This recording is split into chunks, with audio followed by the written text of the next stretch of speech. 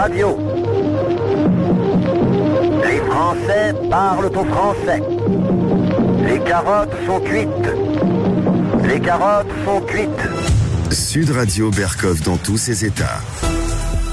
Et suis-je le seul d'être dans tous mes états? Non, non, non.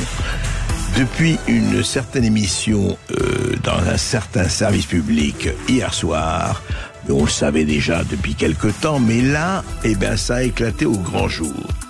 Qui est Mac Kinsey et pourquoi il inquiète Mac Blanquer? Sud Radio André Berkov. Ça balance pas mal. Berkov dans tous ses états, ça balance pas mal sur Sud Radio. Oui, la nuit porte conseil, dit Black M, et il a pas raison, mais il n'y a pas que la nuit qui porte conseil. Vous savez, c'est bien le conseil, et puis surtout, ça rapporte gros. Mais vous me dites de quoi vous parlez? C'est très très très simple, hein. C'est que, McKinsey, ça fait des années qu'on entend parler, hein, depuis pratiquement 2017 et avant, très grand conseil international, conseil américain, grec, grosse boîte de conseil, puis il y en a d'autres, hein. Il y a Accenture, il y en a beaucoup d'autres.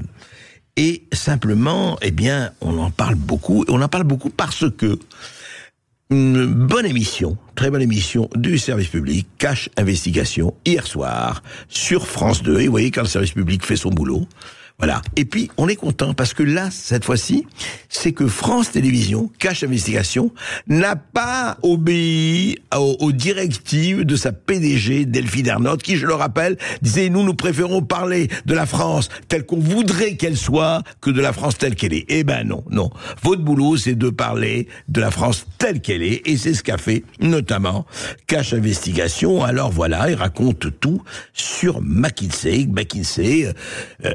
Il y a quand même des choses assez étonnantes. En 2015, Emmanuel Macron était ministre de l'économie et des finances de François Hollande. Hein, on l'appelle ministre de l'économie, de l'industrie et du numérique. Voilà. On ne parle pas de l'avenir d'Emmanuel Macron, on ne parle pas de ses ambitions, on ne parle pas de ses envies. Bien.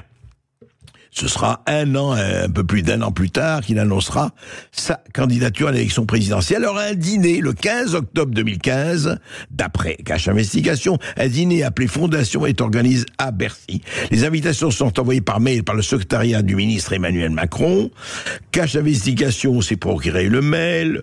Une personne raconte un dîner décisif et dit le témoin dans Cash Investigation. Je le rappelle parce que c'est intéressant. Emmanuel Macron dit le témoin dans l'émission, introduit la séance en expliquant qu'il réfléchit à son avenir, tout simplement. Là, ça devient assez marqué qu'on est en train de parler de l'avenir d'Emmanuel Macron. Et Brigitte Macron explique notamment qu'elle croit que son mari a un rôle pour la France à jouer, qu'il faut lui faire des propositions ambitieuses. Voilà. Et à partir de ce moment, ajoute le témoin à visage caché, tout devient plus clair sur le fait qu'Emmanuel Macron a constitué de manière plus ou moins informelle des équipes autour de lui pour travailler à son avenir. Voilà.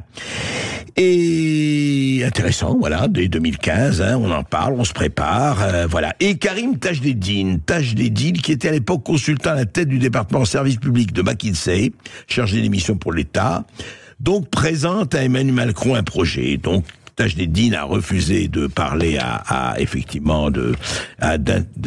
Cash Investigation. Il a dit, je me suis engagé dans la campagne de 2017 à titre personnel, non pas à titre McKinsey. Et alors, la question qui est posée, hein, et on n'y répondra pas, on n'a pas d'affirmation, et il est hors de question d'affirmer des choses qu'on ne sait pas. Alors, ce qu'on sait, effectivement, ça on peut le dire, c'est que dans le premier quinquennat de Emmanuel Macron, de 2017 à 2022. Premier quinquennat, montant des honoraires McKinsey durant le premier quinquennat, 72 800 000 euros, c'est-à-dire près de 73 millions d'euros. Ouais, c'est pas mal, hein. Encore une fois, il n'y a pas que McKinsey qui a été conseillé. Donc, qu'est-ce qui s'est passé? Alors, il se dit, mais c'est peut-être des mauvaises langues, effectivement, il se dit que le cabinet McKinsey, en tout cas les membres du McKinsey ont participé à la campagne résidentielle d'Emmanuel Macron en 2017 à titre bénévole, et que celui-ci lui aurait renvoyé l'ascenseur sous forme de monnaie sonnante et trébuchante. Et McKinsey, ce sont d'excellents, effectivement, conseillers, très professionnels, qui sont très bien payés, et pourquoi pas. Simplement, petite question, mais nous avons des hauts fonctionnaires à Bercy et ailleurs qui sont très bien payés aussi. Est-ce que ça ne fait pas un peu de doublon? Oh, écoutez, ne soyez pas mauvaise langue.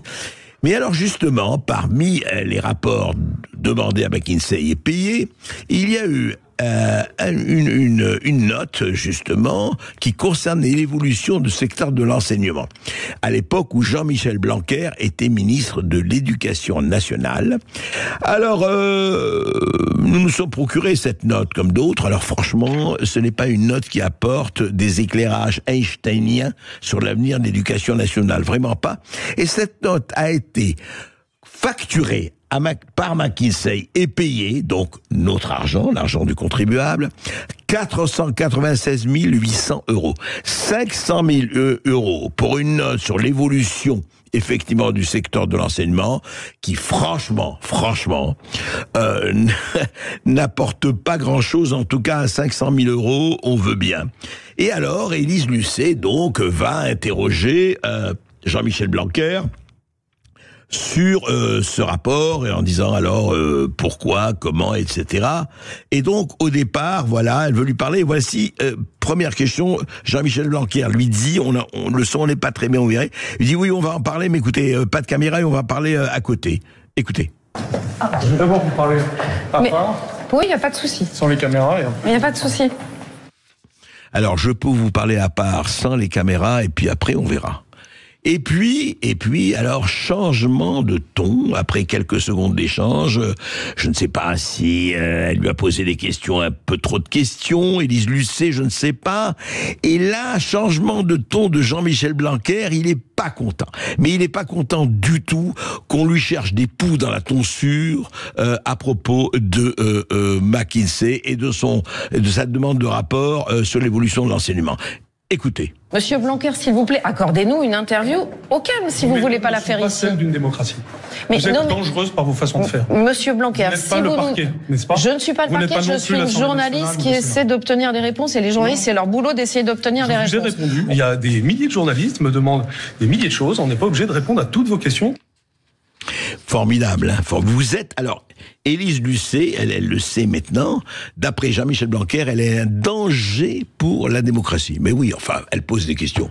Mais c'est être démocrate de poser des questions. Vous savez, nous on dit toujours qu'on a question à tout. Ah ben apparemment, c'est sulfureux, voilà. Apparemment, quand vous faites ça, vous êtes un danger pour la démocratie. C'est quand même assez hallucinant, quand même, et que, au fond, mais ça devrait être transparent. Monsieur, le gouvernement français, le président de la République fait appel à McKinsey pour des conseils dans des domaines divers et variés. Eh ben qu'on le sache, combien ils sont payés, qu'on le sache. Qu'est-ce que c'est que cette opacité permanente de ceux qui se proclament démocrates? Mais en quoi on est démocrate quand on passe son temps à dissimuler, à cacher? Évidemment, c'est un peu gênant par rapport aux sommes engagées. Mais enfin, franchement, est-ce qu'il faut attendre un cache investigation pour savoir les choses? Que fait de ce point de vue le Parlement? Alors on sait, on a reçu ici la sénatrice Éliane Assassi, on a reçu aussi deux auteurs qui ont fait un travail formidable sur les cabinets de conseil. On en parle, mais enfin, je veux dire, c'est la moindre des choses d'en parler. Alors vraiment, on aimerait que McKinsey ne soit pas seulement Mac, soit aussi un peu Mac. Transparence. Et c'est pas à eux de l'être d'ailleurs. Ce sont aux gens qui nous gouvernent, à nos représentants, à ceux qu'on paye pour faire leur boulot, vous voyez? C'est très bien de payer les conseillers pour faire leur boulot. C'est très bien qu'on paye aussi nos gouvernants, nos représentants, nos députés, nos juges, pour qu'ils fassent leur boulot. Ne bougez pas, André Berkoff a encore beaucoup de choses à vous dire avec ses perles, ses huées et ses bravos. Vous pouvez aussi prendre la parole en appelant au 0826 300 300. Sud Radio. Sud Radio. Parlons vrai. Parlons vrai. Sud Radio. Parlons vrai.